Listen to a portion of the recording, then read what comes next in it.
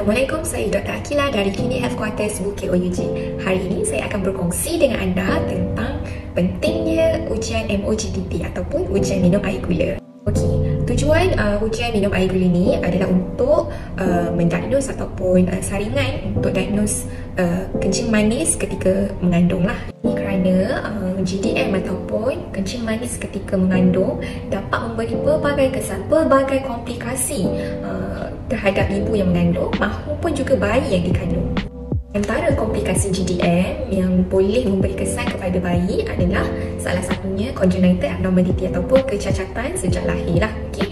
Ini especially mereka yang mengalami GDM dan di mana gulanya tidak terkawal lah semasa mengandung, okay, dapat memberi kesan ataupun menyebabkan kecacatan lah pada bayi tersebut. Selain daripada itu, kencing manis ketika mengandung yang tidak dikawal, yang tidak dirawat dapat menyebabkan bayi yang dikandung menjadi besar lah, okay, ataupun kita panggil macrosomic baby, lebih dari 4 kilo ketika lahir. Jadi baby yang besar ni akan mengalami pelbagai komplikasi, especially waktu kelahiran nantilah, sama ada shoulder dystocia, bahu dia boleh tersangkut ya, ataupun selepas kelahiran bayi tersebut ada risiko untuk mengalami hypoglycemia. Ini kerana semasa mengandung dia dapat gula yang tinggi lah supply daripada dia punya ibu. Jadi bila dia lahir supply gula tu tak ada. Jadi ini menyebabkan kandungan gula akan menjadi rendah dalam pada baby tersebut dan menyebabkan hypoglycemia.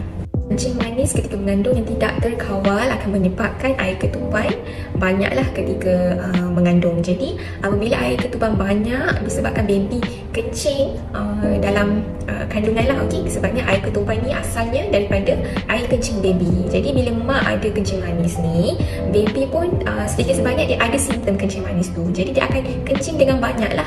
So bila dia kencing dengan banyak, air ketuban akan menjadi banyak, okay.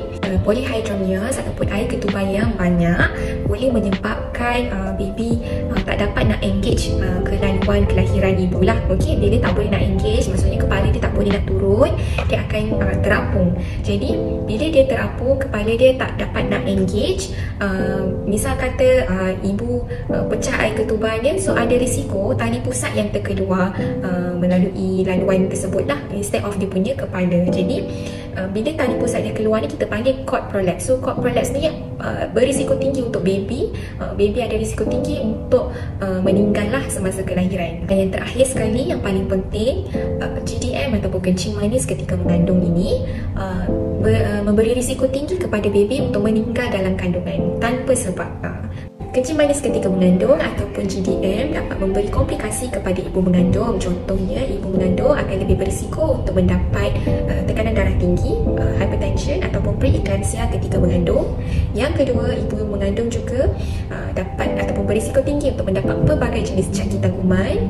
Dan yang ketiga, ibu yang mengandung yang mengalami kencing manis juga berisiko tinggi untuk mendapat kerosakan organ. Contohnya kerosakan mata, kerosakan buah pinggang akibat kencing manis tersebut.